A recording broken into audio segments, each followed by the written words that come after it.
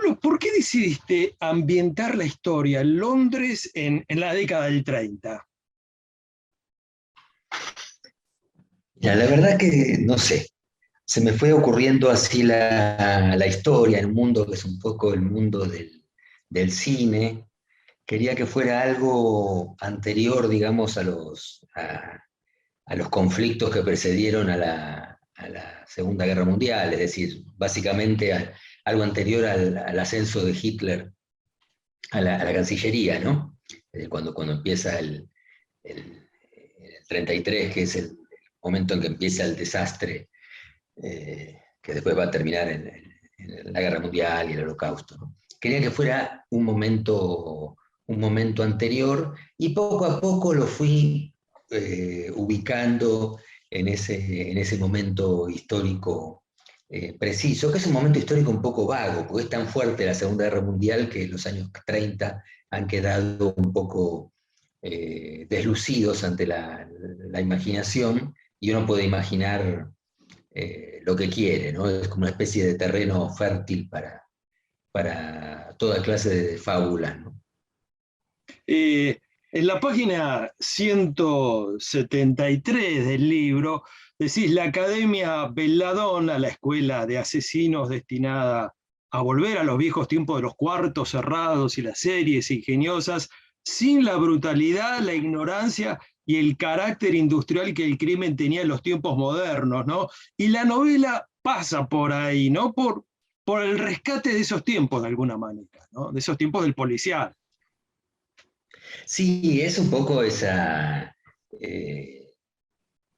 momento de los asesinos, de las novelas policiales de Agatha Christie. Siempre fui un fanático de las novelas de Agatha Christie, que son completamente irreales, ¿no? Esos asesinatos en casas de campo, en grandes hoteles, a veces durante alguna expedición arqueológica por Medio Oriente, ¿no? Como le gustaba ambientar a Agatha Christie. Y sin embargo, a mí siempre me parece que son piezas literarias valiosísimas, a pesar de esa irrealidad, de los crímenes un poco inverosímiles y todo eso. Me parece que hay una poesía ahí, ¿no?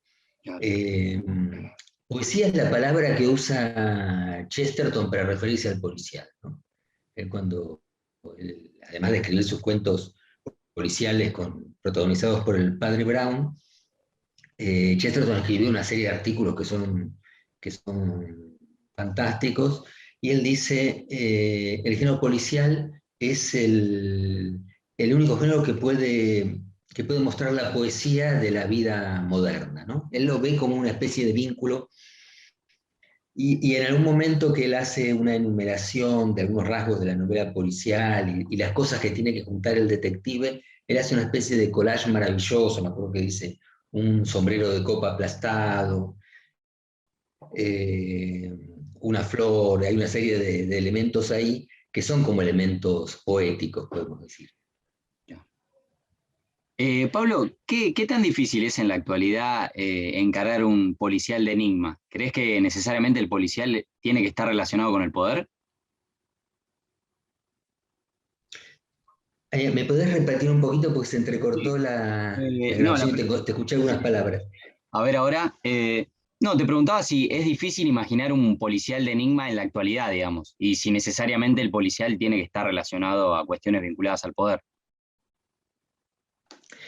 Sí, esta novela para mí no es un policial de enigma, pues es una escuela de asesinos, pero que hace referencia a ese mundo. Pero sí, para mí las otras novelas que están vinculadas a esta, como El Enigma de París y Crímenes y Jardines, sí, para mí son policiales de enigma, ¿no? Están las pistas. eh, pero se oye porque los veo, Sí, sí, tengo sí, sí, mal sí. conexión en este Te momento. perdemos un poco la ¿Sí? imagen, pero se escucha perfecto. Ah, perfecto. Eh, em, son, esas dos novelas son claramente para mí policiales de enigma, y yo creo que es para mí más bien mi gusto de contar fábulas policiales. Yo para mis adentros las llamo fábulas policiales.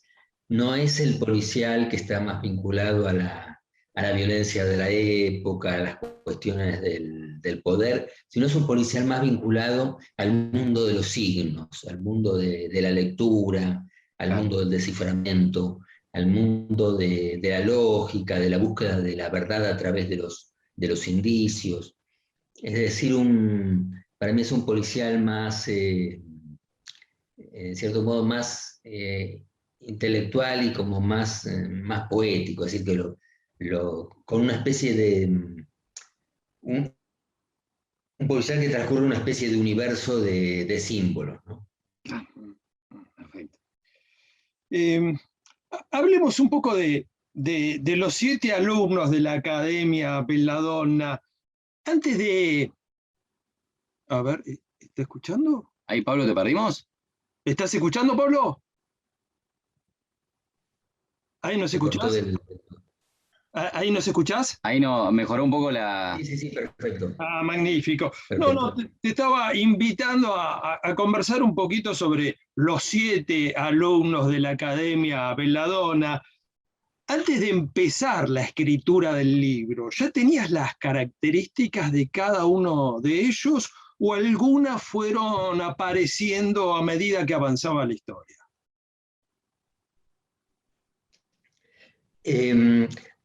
No, fui empezando la trama un poco, centrándome mucho en el protagonista, ¿no? Me parece que para mí fue esencial la presencia del protagonista y después el mundo simbólico que lo rodea, el hecho de que del vínculo entre la filatelia y los asesinos, el deseo de venganza, de vengarse por la muerte de sus padres, también digamos, y los otros personajes me fueron apareciendo a medida que escribía la novela, ¿no? Y así la fui poblando de a poco de personajes. Siempre es muy complicado presentar varios, sobre todo cuando son un grupo de personajes, ¿no? Claro. Para el escritor, esto muchas veces lo he conversado con Guillermo Martínez, que también en alguna novela tiene congresos, por ejemplo, de matemáticos, y hemos conversado esta dificultad de presentar muchos personajes a la vez en una novela, ¿no? Quedamos en el punto en que vos conversaste con Guillermo Martínez acerca de las dificultades que presenta mostrar en una novela o desarrollar en una novela multitud de personajes como suelen hacer ustedes a veces, en algunos casos, ¿no? Como por ejemplo aquí en la Academia Belladonna. Sí, eso para mí el policial, siempre uno de los problemas que tiene, es la memoria del lector. En general las novelas policiales tienen muchos personajes, porque necesitan los sospechosos, las víctimas y todo eso, y tienen muchos más personajes que una novela no policial, ¿no? Si uno hiciera un censo literario, se daría cuenta de que están mucho más superpobladas las novelas policiales, ¿no? Así que el desafío para el escritor es presentar los personajes de tal manera que el lector los recuerde, porque si uno hace una enumeración de personajes, el lector no los va a recordar. Cada uno tiene que tener un rasgo que lo defina, y en eso yo siento que soy un poco dickensiano, ¿no? Porque Dickens, como narrador popular, se preocupaba mucho por eso, porque el lector, que los personajes dejaran su huella en el lector, ¿no? Entonces,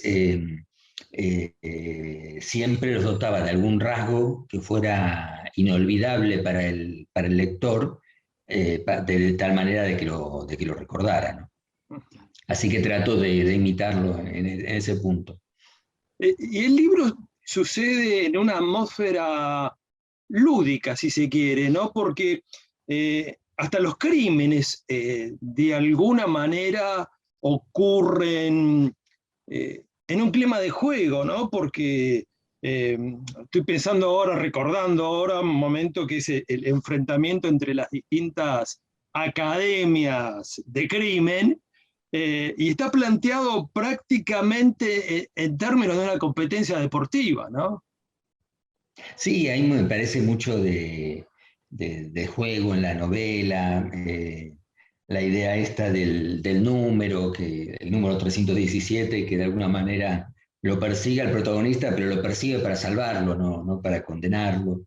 Eh, la idea, como vos decís, del combate este entre las academias de detectives, bueno, las distintas clases que también tienen algo no, que haya unas clases de asesinos también parece más de algo más humorístico que serio, ¿no? Eh, para mí sí, esta novela tiene algo de lúdico, que también pasa por el tema de las estampillas, por esa especie de gran archivo que tienen los asesinos con forma de Torre de Babel, que está en la Sociedad Filatélica Internacional. Eh, para mí es en parte, como un símbolo del libro, yo siempre veía la valija que él heredó del padre con esas etiquetas de viejos hoteles, como se solían poner antes en las valijas, ¿no? Esas calcomanías de los viejos hoteles, que es algo que ya no se usa, pero que hace muchos años se usaba, y me parece que son como una especie de símbolo de la novela. La novela depara muchas sorpresas a los lectores, pero también depara sorpresas al protagonista. A ver, no vamos a espolear la novela, pero el protagonista termina descifrando el misterio de su propia historia, ¿no? Algo que no se había propuesto en un principio, ya que como vos contaste hace un momento, lo que buscaba en un comienzo era consumar una venganza personal, ¿no? Sí, hay en la novela una especie de paralelismo entre los crímenes del cuarto cerrado y el cuarto cerrado que le corresponde a él, que es la idea de que su pasado está en un cuarto cerrado. Y de hecho está ahí un cuarto donde está la historia del pasado familiar, ¿no? Que es en el último tramo de la novela, ¿no? Me gustaba digamos, siempre me resultó muy atractiva la idea del cuarto cerrado de la novela policial, porque me parece que son esas cosas que no tienen ningún sentido y que son muy significativas en la lectura, ¿no? ¿Por qué alguien va a matar a alguien y va a querer dejar cerrada la habitación como para que los detectives piensen, uy, ¿cómo habrá hecho? Es una cosa totalmente disparatada, ¿no? Pero eso tiene una enorme función poética en toda la historia de la literatura policial, porque da la idea de que toda la novela es algo cerrado, ¿no? Italo Calvino habla de el ambiente irrespirable de las grandes novelas, ¿no? En el sentido de que una novela siempre es algo que está cerrado, es algo digamos, que el espacio narrativo de alguna manera no tiene salida, ¿no? Es decir, el escritor ha construido un mundo autónomo con respecto a la realidad y todo funciona en ese teatro de símbolos, ¿no?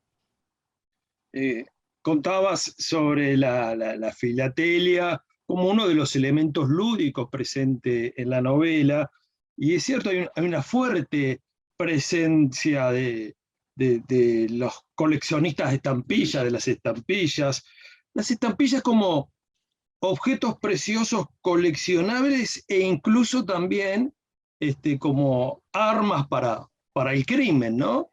Hay un episodio al respecto. ¿De pibe eras aficionado a las estampillas? Mira, tenía hace poco, digamos, de la que era la casa de mis padres murieron hace unos años, y rescaté dos álbumes de estampillas, ¿no?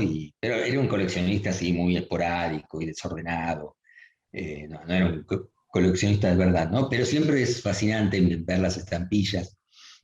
Ahora, de las estampillas, lo que más me encanta es que las estampillas que son valiosas, siempre son valiosas por algún error, ¿no? La historia de la filatelia es la historia de los errores, porque si todo salió bien en la historia de las estampillas, es porque se hacen muchas y eso no tiene valor. pero cuando una estampilla se quedan sin un color los impresores, por alguna razón cambió el gobierno o lo que fuera y esa edición de estampillas quedó trunca, bueno, todas esas especies de errores de la historia o de la impresión es lo que hace que los sellos sean únicos y sean valiosos, ¿no? Eso me encanta porque es una especie de historia del error, ¿no? Así que me encantaba lo de las estampillas para que estos asesinos tuvieran su propia economía, ¿no? Su propio sistema monetario para manejarse. Estoy pensando en esto que contás de la rareza de las estampillas, que es lo que las vuelve preciosas, y en más de un sentido tiene una analogía con los libros, ¿no? Los grandes libros son los distintos, los libros distintos, los que se salen del molde, digamos, ¿no? Bueno, ahí también los grandes, los libros valiosos para los bibliófilos es porque fue una tirada muy chica o resultó fallida de alguna manera, ¿no? Sí, es como vos decís, es la misma idea del error vinculado al valor de un objeto, ¿no? Claro. Pablo, al principio mencionaste a Chesterton, Agatha Christie. ¿Cuándo es que comenzó tu inclinación a leer novelas policiales? Mira, yo me crié en una casa, en un departamento en realidad, pero muy grande acá en Caballito, también en el barrio donde vivo, y teníamos una especie de cuartito que daba una terraza, que era el cuarto donde se planchaba, donde mi padre guardaba sus herramientas, era también el cuarto de juguetes, y ahí estaban los libros más viejos de la casa, ahí estaban los libros de poesía que leía mi padre en su juventud, de Manuel Gutiérrez Nájera, José Asunción Silva, Amado Nervo, y estaban las novelas policiales que eran también las más viejas de la casa. Y ahí estaban las de Agatha Christie. Claro. No solamente las de Agatha Christie, también había libros de Simenón, de L. Stanley Gardner, que tenía su personaje Perry Mason. Pero digamos, la mayoría eran de Agatha Christie, ¿no? Y con unas tapas que a mí me resultaban muy perturbadoras, aún antes de leer los policiales, ¿no? Cuando yo era chico y todavía no, habré empezado a leer esos libros alrededor de los 11 años o 12 años, eh, eran tapas muy perturbadoras, ¿no? Porque eran dibujos hiperrealistas de una muñeca de porcelana a la que le faltaba un ojo, o de una fotografía en blanco y negro a la que un pedazo estaba arrancado y una carta con manchas de sangre. Bueno, estos objetos que estaban pintados, no eran fotos, pero eran dibujos tan hiperrealistas Claro. que a mí me impresionaban. Decía, ¿qué historia contarán estos libros para justificar estas tapas tan perturbadoras, ¿no? Así que bueno, ahí empecé a leer a Agatha Christie. Es una autora que en algún momento abandoné porque me parecía artificial y de grande la volví a retomar y he leído una cantidad, debo haber leído algunas novelas muchas veces. Ujú. Y las películas, ¿no? Porque cuánto que de sus libros fueron llevados al cine. Sí, yo soy un fanático de la serie Poirot, Mm. la serie con este actor, ¿cómo se llama? David Suchet, eh, que es una serie donde completaron toda la obra de Agatha Christie. Todas las novelas de Poirot, perdón, la obra de Agatha Christie, las novelas toda la parte de la obra dedicada a Poirot, ¿no? Todas las novelas y todos los cuentos. A veces reuniendo en una historia más de un cuento, ¿no? Es una obra así, 25 años le llevó, desde el primero hasta el último, 25 años. Y para mí es realmente un trabajo realmente profundo de adaptación. El protagonista de Academia Belladonna vive una doble vida, ¿no? De día, vendedor de camisas, de noche toma clases de envenenador. ¿Vos también vivís una vida doble o llegaste a lo que aspiran todos los escritores, que es vivir de lleno de la literatura sin necesidad de recurrir a otra ocupación? No, yo vivo de la literatura, hago otras cosas, pero no, pero muy esporádicas, ¿no? Como hacer algunos guiones y todo eso, pero no tengo así otro trabajo continuado. Cuando era joven, trabajé mucho tiempo en periodismo, ¿no? En redacciones. Entré a trabajar en redacciones a los 19 años, entonces ya, bueno, trabajé unos cuantos años de eso y en algún momento pude empezar a vivir de los libros, ¿no? Ujú. Volviendo a los policiales, ¿no? Que es un género que tiene una muy interesante tradición en nuestro país, ¿no? Hay grandes escritores que lo han cultivado, incluso algunas cosas, bueno, un poco curiosas, como que Rodolfo Walsh, que es alguien, digamos, que se dedicó al periodismo de investigación y a asociar lo policial, ahí sí, con el poder, ¿no? Pero desde el punto de vista de la investigación, también escribió relatos policiales, pero que eran no, digamos, del policial negro, sino del policial de enigma, ¿no? Variaciones en Rojo, ese libro valioso, verdaderamente. Sí, son muy lindos los relatos de Walsh. Ahora justamente hace poquito salió un libro de las cartas que le envió Walsh al especialista Donald Yates. A mí me tocó justamente le escribí la contratapa de ese libro, que es un libro precioso realmente, y que muestra realmente a un Walsh, sobre todo en los primeros años de esa amistad, que le encantaba el policial de Enigma, en cambio no le gustaba el policial negro, ¿no? El policial norteamericano, no le gustaba tanto, le gustaba el Enigma. Y bueno, y en Variaciones en Rojo se nota, ¿no? Él no lo llama policial negro, no me acuerdo cómo lo llama la novela, es como si dijera novelas de acción, utiliza otra expresión que ahora no se usa. Pero me llamó la atención que le interesara tanto las novelas policiales clásicas de Enigma, ¿no? Es un libro realmente precioso. Y bueno, pero después tuvimos en nuestra literatura, bueno, los cuentos policiales de Borges, que no son muchos, pero han tenido una influencia tremenda.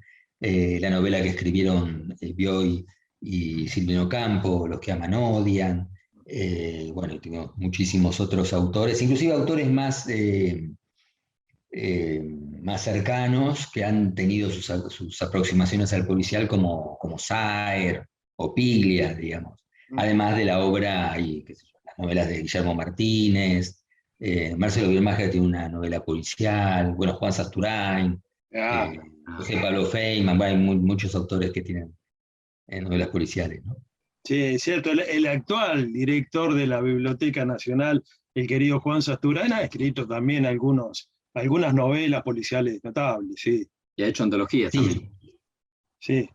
Y Sí, hablando de Sasturain, vos sí. trabajaste con él en Fierro, ¿no? Sí, Juan Sasturain era el director de Fierro, el inventor además de la revista, y cuando sale la revista hacen un concurso. Y gané como guionista y ganó como dibujante Juan Pablo González, que firmaba como Más Cachimba. Se firmó después, años después, con Más Cachimba. En ese momento era un chico de 15 años que iba al colegio secundario, que no le iba nada bien, me acuerdo. Y Juan Sasturain y Lima, que era el director de arte, nos pusieron a trabajar juntos ahí a hacer historietas. Y bueno, hicimos unas cuantas historietas y de alguna manera seguimos haciendo proyectos juntos y continuamos en nuestra amistad ya desde mediados de los 80, así que llevamos más de 30 años de amistad. Te declaraste fan de esa serie que retoma, recrea las historias investigadas por Hércules Poirot, ese personaje inolvidable de Agatha Christie, pero hay algunas otras series, o en singular, hablemos serie, o película policial del último tiempo que te haya gustado especialmente. Del último tiempo, bueno, a mí me gustó mucho la serie Watchmen, una serie como de superhéroes, pero rarísima, y me gusta realmente porque para mí la mayoría de las series son películas alargadas, ¿no? Ahí realmente hay un universo narrativo, un Watchmen. El primer capítulo me pareció horrible y no la iba a ver y no sé por qué la seguí viendo y me encantó finalmente. Y es la exploración de un universo, no es una situación alargada sencillamente como la mayoría de las historias. Esa realmente me encantó. Pero yo creo que para esta novela, Academia Belladonna, lo que más me pesó a mí como series es una muy vieja, aunque también a veces la vuelvo a ver, que es Los Vengadores. Ajá, un clásico. Los Vengadores que es divertidísima y tiene es también un universo totalmente alejado de la realidad cotidiana. Eh, yo no había notado nunca que en Los Vengadores no hay escenas, no hay extras. Cuando los personajes salen a la calle no hay nadie. Van por calles vacías, nunca, es como si todo fuera un universo autónomo, nunca se cruzan con otros autos, nada. Si se cruzan con un auto es porque los están por matar o los están persiguiendo. Es alguien de la trama, no hay nada, no hay nada ajeno a la trama. No hay nadie que se asome, una señora que haga las compras, nada. Esa idea es genial, ¿no? Y es una idea que tantos años después sigue resultando sorprendente. A ver, hagamos una apuesta, Pablo. ¿Cuánto tiempo va a tardar hasta que alguien te proponga hacer una película o miniserie con Academia Belladonna?